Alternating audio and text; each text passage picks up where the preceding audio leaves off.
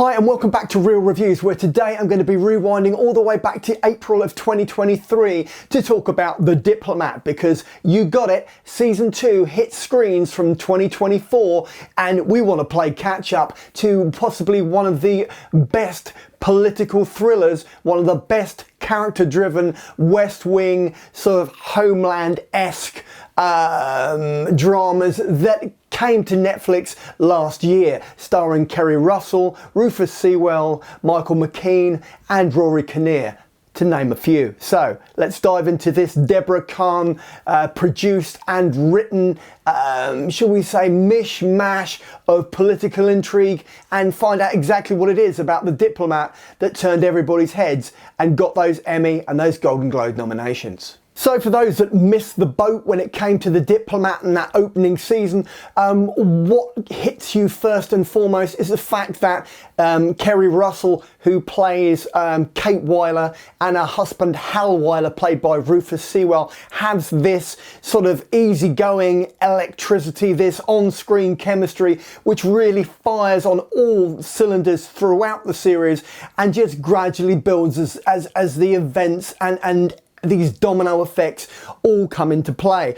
You are introduced to her on the eve of what appears to be her husband coming to prominence once again, only for Kate to be pegged as the UK ambassador to the US ambassador to the UK.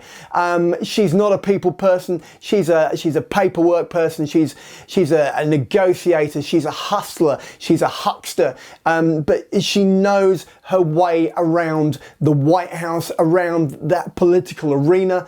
And Keri Russell really sells this this premise of this character who is very much as she knows her stuff, she's very much a fish out of water when it comes to dealing on a person-to-person basis, and essentially becoming an envoy, becoming that mouthpiece for the United States in the UK. The great thing that Debora Cahn and the group of writers do throughout The Diplomat is they keep this show moving along. It deals with fictional but relevant and sort of contemporary issues in terms of politics and threats that are facing the US, threats that are facing the UK, and Michael McKean and Rory Kinnear as the US president and the British PM. They have quite a combative they have quite a combative relationship, and there are a number of other supporting players who are beavering away in the background and really give this series, this opening season, some real backbone, some real gusto, and really actually make it almost relatable. This is prime time West Wing territory. This is very much shall we say, it's very palpable. You really get engaged with it. It's funny, it's sardonic, it's on point, and there's drama and there's genuine character progression throughout. And you keep coming back to this connection between Kate and Hal, and it really drives it forward. But let's get into exactly what it is about The Diplomat beyond that, which is going to make you want to dive into season 2 when it hits screens in 2024. So chief amongst them is the actor David Gyasi. So that's Gyasi. You may know his face even if you aren't familiar with his name. He was in Interstellar. He was also in Cloud Atlas. In The Diplomat, he plays Austin Dennison, who's the Foreign Secretary to the UK.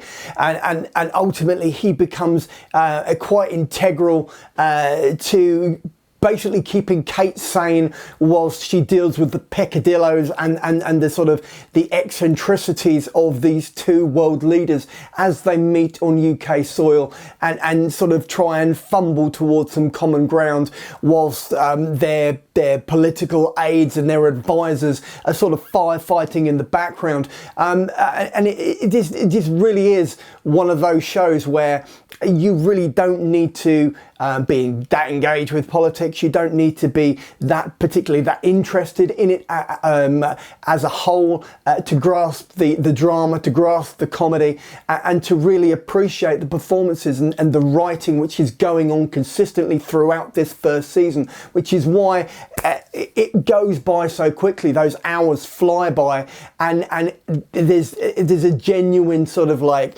it feels very cohesive, it feels very solid. There's not a great deal of fat on this script, there's not a great deal of fat on the show, and it is very much an ensemble effort, even if Keri Russell and Rufus Sewell perhaps steal the limelight a little bit. This really does rise and set on a truly epic ensemble effort from everyone involved. For me, The Diplomat is one of those shows where I was sorry when it finished, and it was genuinely upsetting, because you just want to keep this, you want to keep engaged with these characters, you want to be absorbed into the storyline, and ultimately you want to be satisfied from an entertainment perspective, which is exactly what The Diplomat does. So I'm going to move on to my retrospective retro rating. Let's do that next. Right, and so it is. I'm going to be giving The Diplomat Season 1, which was released in April of 2023, with Season 2 coming this year, a 5 out of 5 on the big old 5 scale. That's my first retro review rating of 2024. Why? Because the characters are solid. Why? Because it's got Golden Globe and Emmy nominations. Not always a mark of quality, I grant you, but on this particular occasion, it goes out the park, it goes over the fence, and the ball is in the car park. Yes, they have hit it out of the park in a metaphorical and literal sense as far as political comedy, dramas, dramedies go. So I would check it out if you haven't checked it out already. If you have, maybe it's time for a catch up, because Season 2 is coming. Let's jump into that trailer now, shall we? And so it is, you've reached the end of the retrospective first retro review of 2024, The Diplomat, which is available to stream on Netflix as we speak, with Season 2 coming this year and coming soon. So this is the bit where I go, if you've liked the trailer, give me a thumbs up, let me know. Failing that, you can always drop a comment in the comment box below, and I will respond, I promise. Failing that, and thirdly, you can always just subscribe, so that every Tuesday and every Saturday when I drop another one of these videos, you'll get a little notification, and then you can pop in and watch or listen to as much or as little as you like, and then go about your day. In the meantime, check out the rest of the channel and maybe pop over to the Patreon page. Take care, talk soon.